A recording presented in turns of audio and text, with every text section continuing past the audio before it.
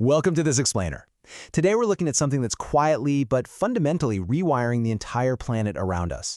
We're going to break down exactly what happens when the physical world physically meets the digital world through the Internet of Things, the IoT.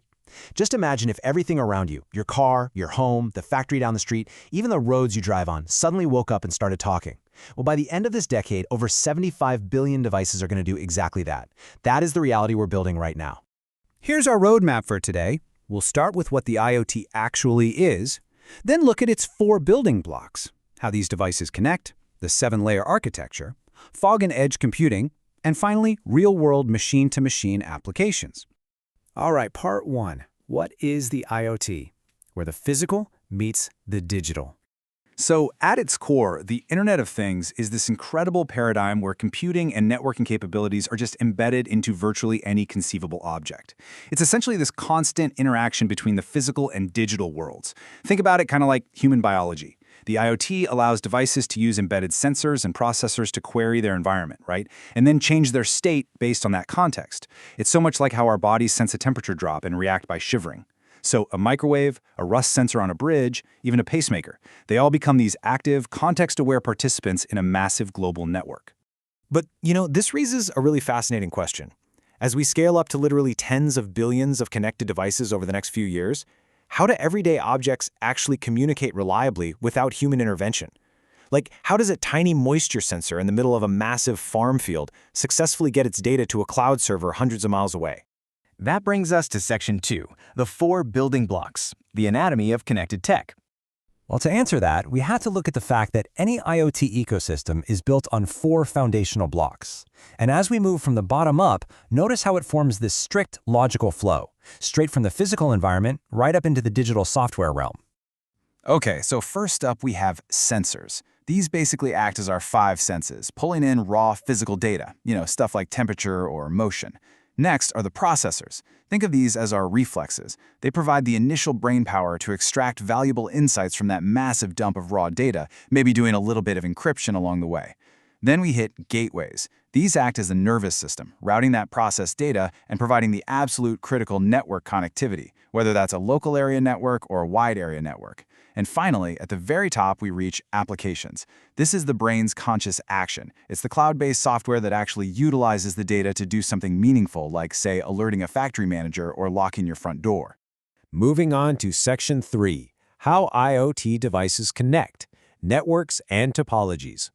Now, we categorize these networks strictly based on range. I mean, you wouldn't use short-range Bluetooth for a massive agricultural farm, right? It just wouldn't work. So we break it down. You've got your personal area network, or PAN, for things like wearables using Bluetooth Low Energy, just covering a few meters. Then the local area network, LAN, which is perfect for factory sensors using Wi-Fi up to, say, 100 meters. Zoom out a bit further to a metropolitan area network, MAN, handling citywide smart parking over a few kilometers. And finally, the wide area network, WAN. This spans many kilometers for things like environmental agricultural monitoring, and incredibly, these sometimes run on batteries that can last up to 10 years. But look, building this connective tissue is not easy. Engineers face some absolutely massive hurdles. Take power usage, for example. Sending data over long ranges seriously drains batteries, so devices have to be specifically designed to sleep between data bursts. Then there's bandwidth. You have to manage how much data is sent so you don't completely clog the network. We also deal with intermittent connectivity, simply because wireless networks drop out. It happens. Interoperability, that's a total nightmare when you've got thousands of different manufacturers involved. And above all else, security. We're talking about adopting strict authentication standards like X509, which basically act like digital ID cards for machines. We need rock-solid wireless encryption, and we absolutely have to lock down open ports so hackers can't just take over a smart building's HVAC system. It's a lot to manage. All right, Section 4, the 7-layer IoT architecture, the IoT WF standardized model. So, to prevent us from getting totally lost in an absolute soup of protocols, the IoT World Forum created this incredible 7-layer architecture. Think of it as a roadmap. It tracks exactly how data flows from physical endpoints all the way down on the factory floor, straight up to the business processes in the corporate cloud. The really crucial takeaway here is that control and data generally travel upwards. It all originates at the edge with physical devices at layer 1. These are the actual things generating the data. It then crosses the networks at layer 2, which ensures reliable transmission through gateways. But right before it goes to the cloud, it hits layer 3, edge computing. This is where data reduction, filtering, and reformatting happen. And actually, this layer is absolutely vital. Why? Because if every single sensor sent every single micro update directly to the cloud, the global internet would literally crash under the sheer weight of it. Which leads us nicely into Section 5, Fog and Edge Computing, Localized Data Management. Look at the distribution between fog and cloud layers here. You just can't send all raw data straight to a central data center. Let's take an oil derrick out in the ocean, loaded with thousands of sensors. Sending all that raw data to the cloud takes time and massive amounts of bandwidth. So instead, we use fog nodes. These are kind of like a localized router right there on the rig, perhaps routing via modern protocols like IPv6. They act as super quick reflexes. The node filters the data right where it's generated, and it only sends the important anomalies, the stuff that actually matters, back to the mainland. When you compare them, the contrast is stark. Traditional cloud computing relies heavily on centralized data centers, which just inherently have higher latency. I mean, it takes physical time for data to travel across country. It's fantastic for batch processing massive amounts of historical data. But fog and edge computing, they are localized right near the IoT endpoints. This gives you milliseconds of latency and real-time contextual filtering. It literally saves gigabytes of network traffic by processing the information locally. It's a total game changer. Finally, Section 6, Real-World M2M Applications. Machines talking to machines.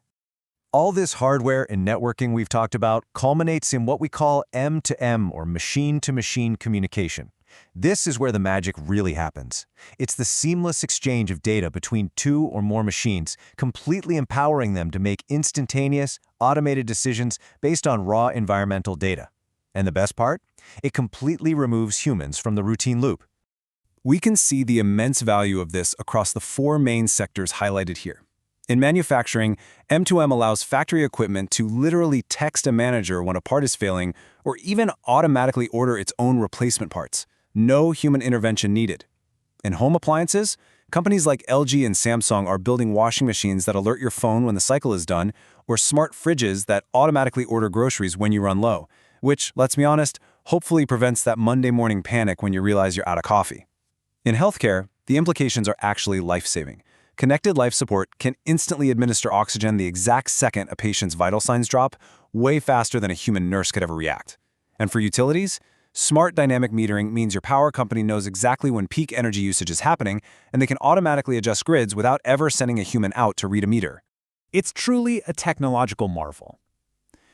So I'll leave you with this final thought. As we deploy these sensory networks across our entire planet, effectively giving the Earth its very own automated nervous system, how will this invisible, incredibly smart network completely reshape the way we live, work, and interact with our world?